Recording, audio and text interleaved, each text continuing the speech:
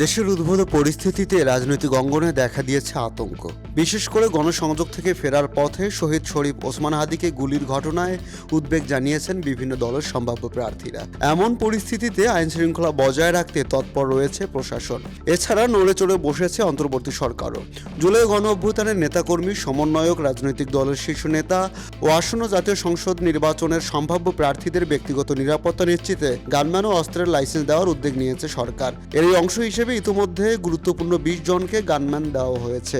Police সূত্রে জানা গেছে, বেশ কয়েকজন রাজনৈতিক ও সংসদ সদস্য প্রার্থী গানম্যান ও অস্ত্রের লাইসেন্সের জন্য আবেদন করেছেন। এ তালিকায় রয়েছেন জামায়াতে ইসলামের আমির ডক্টর শফিকুর রহমান, বাংলাদেশ জাতীয় পার্টির প্রধান barrister Andaleeve Rahman Partho, liberal democratic পার্টির সভাপতি অবসরপ্রাপ্ত কর্নেল ওলি আহমেদ, জাতীয় পার্টির চেয়ারম্যান ও সাবেক মন্ত্রী আনোয়ার হোসেন মঞ্জু এবং এবি পার্টির ব্যারিস্টার ফুয়াদ সহ একাধিক নেতাকে গানম্যান দেওয়ার প্রক্রিয়া চূড়ান্ত পর্যায়ে রয়েছে। সূত্র জানায়, জুলাই আন্দোলনের সম্মুখ সারির কয়েকজন যোদ্ধা, সমন্বয়ক এবং ফ্যাসিবাদ বিরোধী আন্দোলনের সক্রিয় রাজনীতিকরা দীর্ঘদিন ধরে প্রাণনাশের হুমকির মুখে রয়েছেন।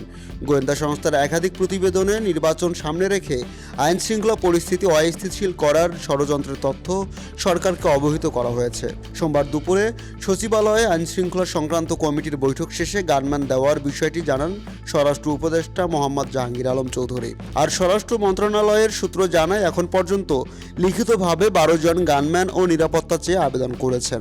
2-1 দিনের মধ্যেই এ বিষয়ে বৈঠক করে চূড়ান্ত সিদ্ধান্ত নেওয়া হবে। পুলিশের আইজি বাহারুল আলম বলেন, যারা বেশি নিরাপত্তা ঝুঁকিতে রয়েছেন তাদের একজন করে অস্ত্রধারী রক্ষী দেওয়া হয়েছে। যারা কম ঝুঁকিতে আছেন তাদের কিছু পরামর্শ দেওয়া হয়েছে। কোন সময় কাকে কখন কি জানাতে হবে সেগুলো তাদেরকে বলা হয়েছে। Desk report, Teesta TV.